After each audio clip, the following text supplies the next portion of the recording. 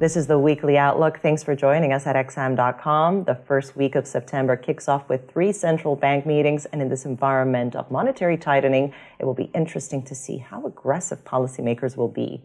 I'm Christina Marujos. Joining us today is our senior investment analyst, Mario Sotikiriakos. Mario, starting with Europe, there is some talk in markets that the European Central Bank was too late to the rate hike party and therefore can't do much to help the euro, which has been crumbling recently. Therefore, what will policymakers likely signal at Thursday's meeting? Well, hello, Christina. In a nutshell, I think they're going to be as aggressive as they can. Now, Europe is in a really strange spot right now. We've got this huge energy crisis. Electricity prices have gone through the roof. That is terrible news for growth, but unfortunately it's also good news for inflation. So it's going to add to inflationary pressures. And that is a very difficult spot for the European Central Bank, because now they have to choose, do we protect growth or do we try to vanquish inflation? Now, the solution they came up with, apparently, is to try to do both at the same time. So the worst possible outcome for them would be for the euro to depreciate any further. Because since the Eurozone is a net importer of energy, when the currency depreciates, that makes power even more expensive and it simply exacerbates the problem, the crisis. So their solution is we have to support the euro at all costs. We have to stop the bleeding. Now, how do we do that? We raise interest rates. We raise them aggressively. The market right now is priced for a 75 basis points rate increase, a terrible rate increase. The probability is around 80% for that. So it's not a perfect solution, but it's something. And they really want to shore up the currency. Now, I think that they're going to deliver the triple rate increase, and I think that they are going to accompany that with some forceful language that is going to sound hawkish to the market. That's what they want, and if that's the case, that could support the euro. We could see a relief rally or a short squeeze, if you will, especially now that natural gas prices have also started to cool down.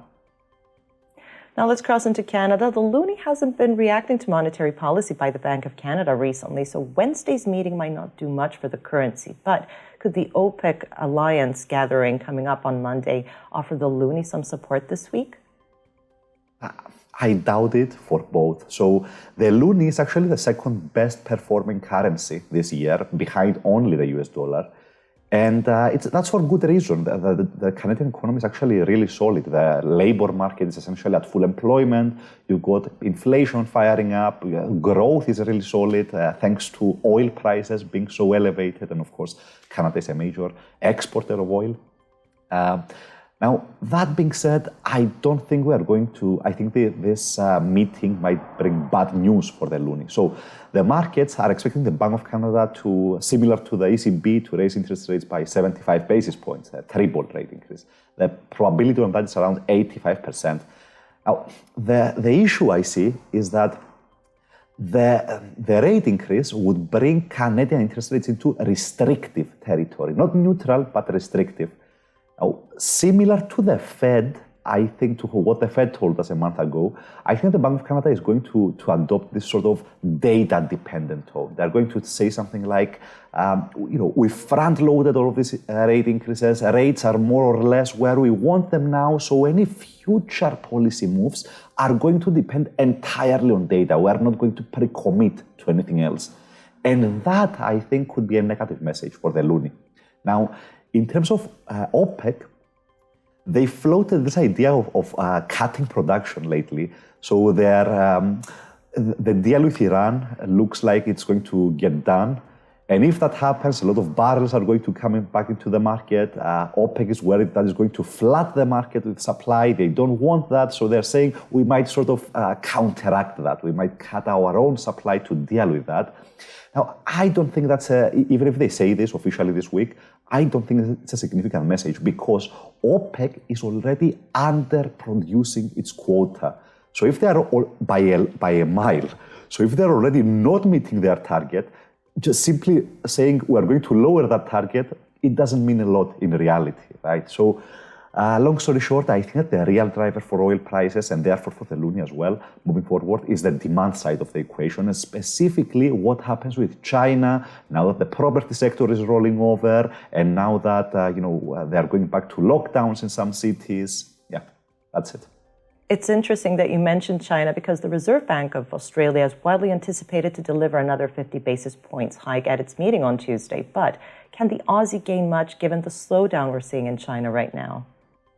That's the real question, Christina. You hit right on the head. So the Reserve Bank of Australia right now, the markets are pricing in just a 60% probability for a half point move, for a 50 basis points move, and a 40% probability for an even smaller quarter point move.